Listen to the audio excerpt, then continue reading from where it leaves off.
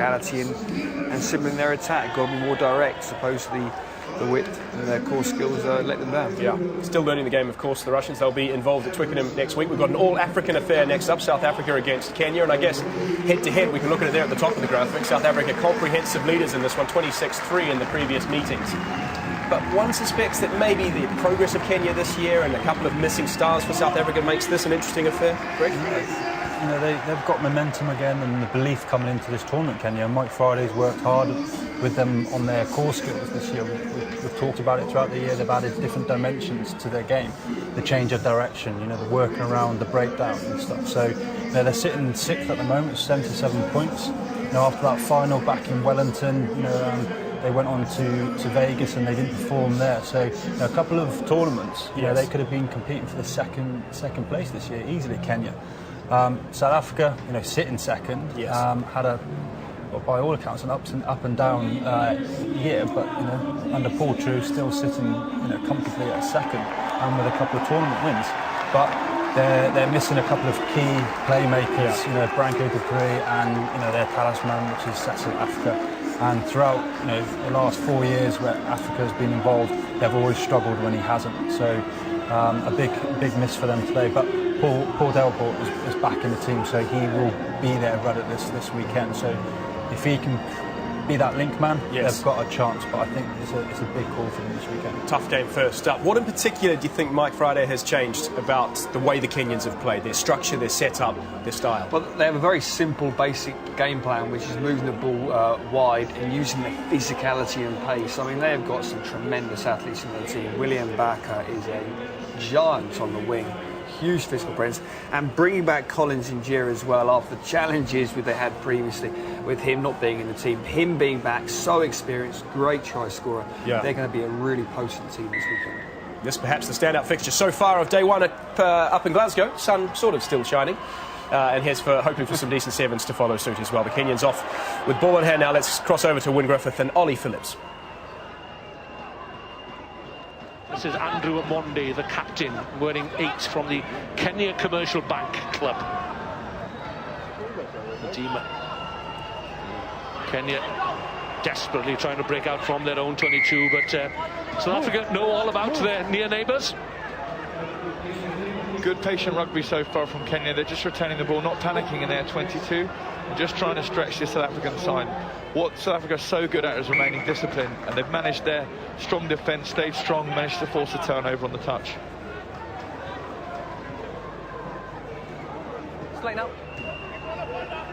Good physical specimens, aren't they? And that's Oscar Uma, veteran of 20 events. Quickly taken. Frankie Horn, recipient in the line, and Cornel Hendricks. This is Stephen Hunt. All these South African players are contracted players. They spend a lot of time together in the camp in Stellenbosch. They train from time to time in Dubai as well. So here comes the captain, Frankie Horn. Cuts back inside. The pass to Paul Delport. Well-worked try for South Africa.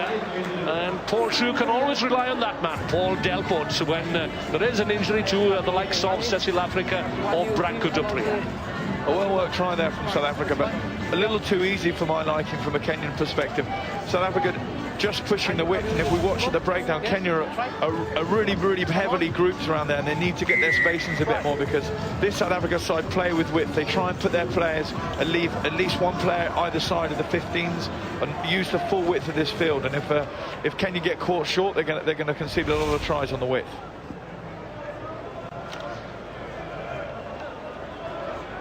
So kick from wide out on the left.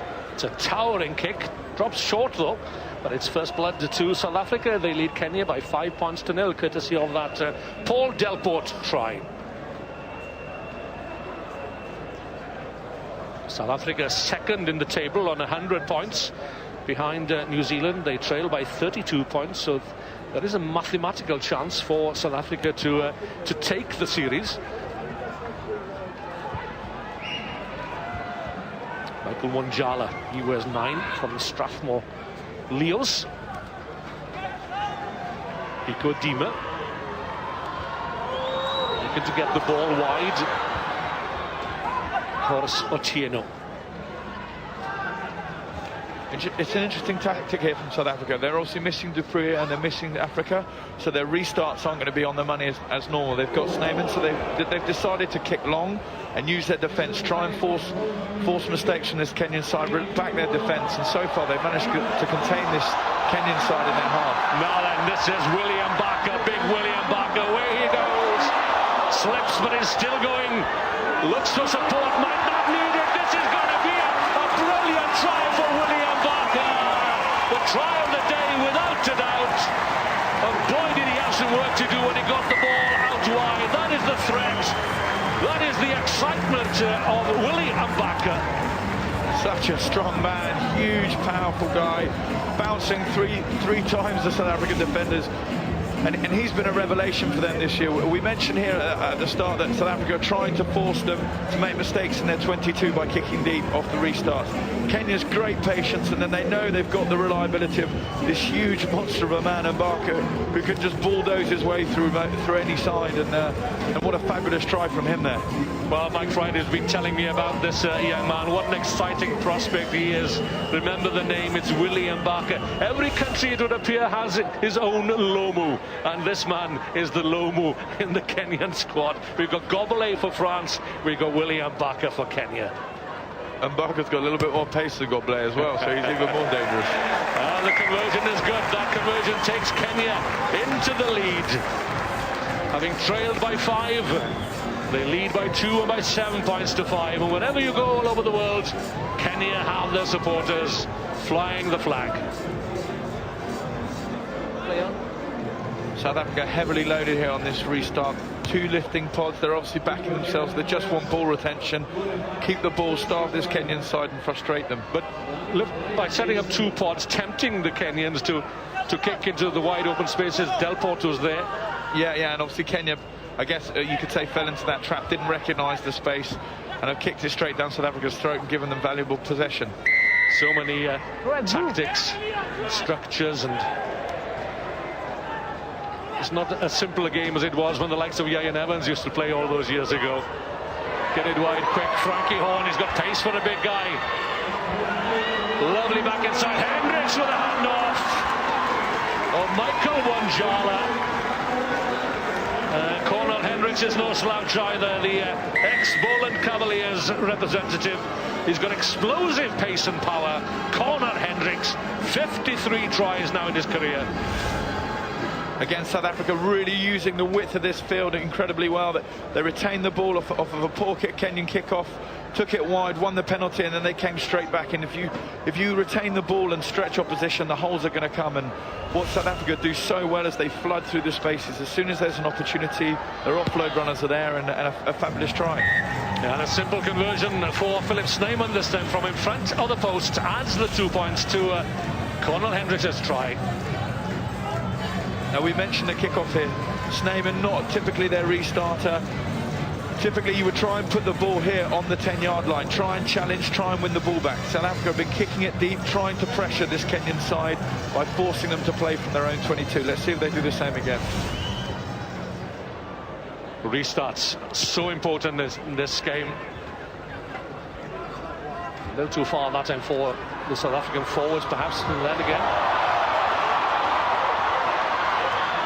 Rowe goes up from the grandstand every time a Kenyan has his hand on the ball. That was Oscar Uma.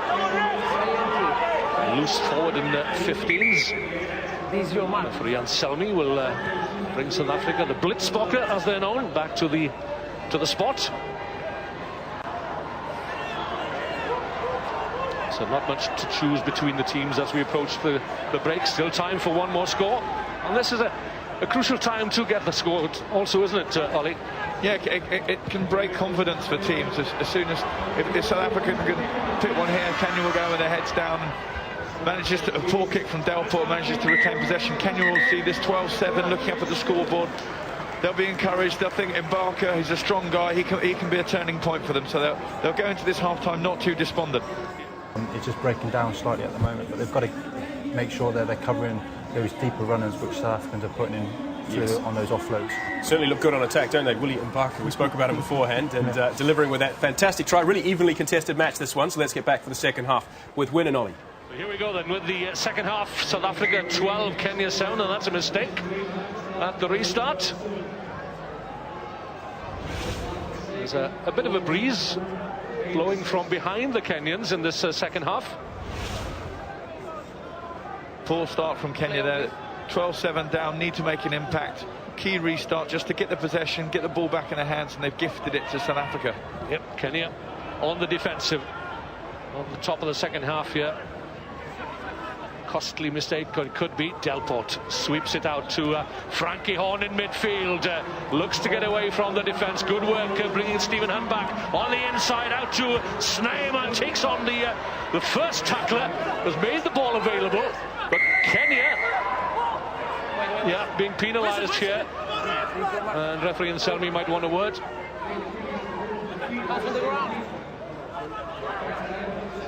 It's another chance then for South Africa, sweeping it into midfield again. That's Chris Dry. They got men over. Hendricks being asked to do it again, and he'll get another chance as Dry looks to get away, but he'd have to come back. Referee Anselmi, a stickler. If we look at this South African side, they set every single time with someone standing in the 15s. In the 15-yard line, so either side of the pitch, and what they're looking for is to really stretch side, so that then when they do these little change-up like there, they can score some fabulous tries because they're looking for over-tracing, and that's great work from South Africa. Fabulous try for Delport. That's all come from the fact that they set so wide. This Kenyan side are at 6s and 7s because their handling is so good. It's confirmation from referee Anselmi. A complicated move, but again it's Frankie Horn opening the door. Delport with an injection of pace, and the Kenyans, well, they don't know where it's going to come from next, the next attack, but there it was. Delport over for his second try. Yep, happy with that, and Paul True will also be happy, I dare say. It's their ball retention that's so good at the moment, and how they're mixing up their play, changing angles, asking questions of this Kenyan defence, making them make decisions, and they're making it look effortless at the moment. And even though they're missing the likes of Africa and Dupree, they're playmakers typically. They're really using the ball well and playing to their strengths. They know that they've got the likes of Horn and Hendricks out there, who they can use their pace and their power. And the way they have to do that is by really stretching opposition and then mixing up the angles to look at those over chases. Yeah, South Africa had to adjust following the injuries to Cecil Africa and Branco Dupree, but this was a well-worked try. Seeing the end of that try scoring effort from South Africa and Paul Delport. So Kenya have it all to do here, and they've lost the ball forward. There's still plenty of time though. It's interesting, we're now 3 minutes gone in this half, nearly 3.5 minutes in, and I don't think Kenya have actually had the ball yet, and that's testament to South Africa's ball retention, perhaps some Kenyan poor decision making and poor execution at restart time. Yeah, if you're ahead you can play without the ball sometimes, but Kenya chasing the game here. 17-7, 2 scores. Delport not the best of passes. Cleared up by Stephen Deepana. Hendricks probing in the midfield. Number 7 red, move. Pico Adima. 7 red, you must move.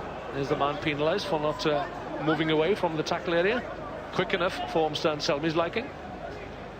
Good decision making here from Delport, just slowing the game, using the time, running the clock down so that they can eventually try and win this game.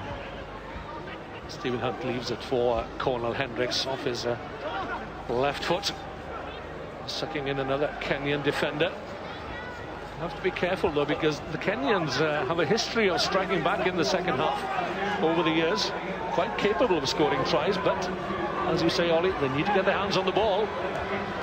Oh, they're a fabulous side when they've got the ball. They've got to back their defence here, be patient, try and force some mistakes from this South African side. Delport snapping up the loose ball as Snyman goes in, the man from Bloemfontein.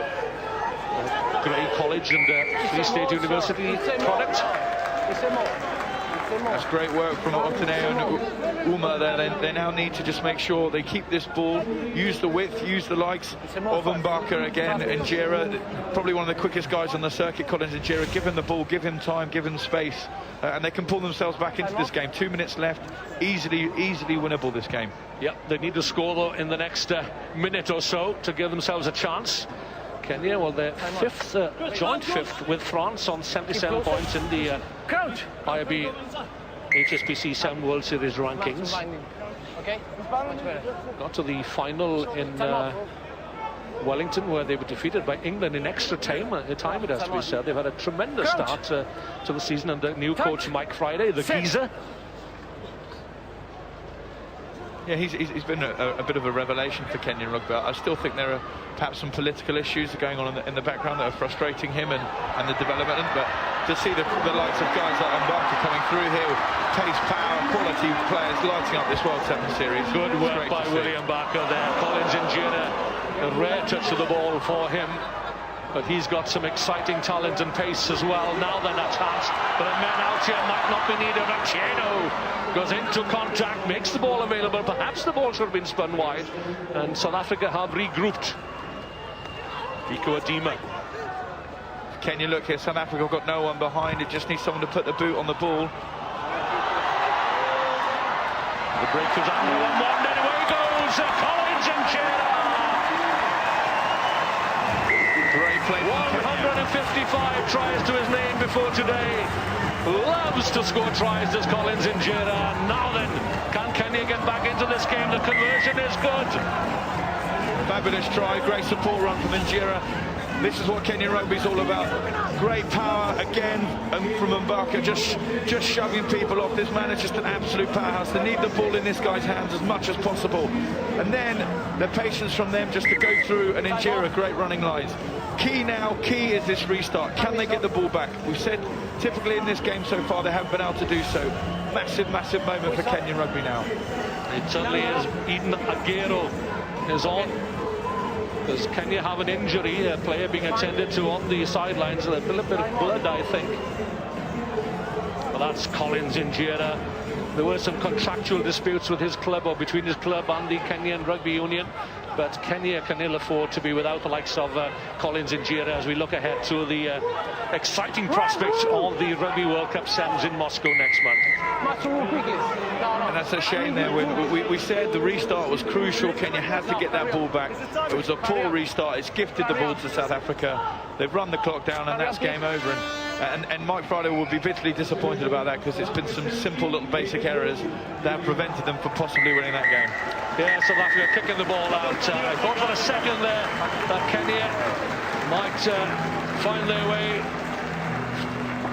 with a victory. A really competitive fixture, that one. A disappointment for the Kenyans, but you get the feeling that the right team won in the opening match between these two? I think South Africa just controlled the ball so well for large parts of that game in that second half there. I don't think Kenya touched it for the first 5 minutes. Then when they did touch it, they scored straight away. But some of the movement, the quality of passing from South Africa was very, very impressive in that game. Interesting, isn't it? Because as we mentioned, no Cecil Africa, who's usually the linchpin in terms of the passing, the direction, the decision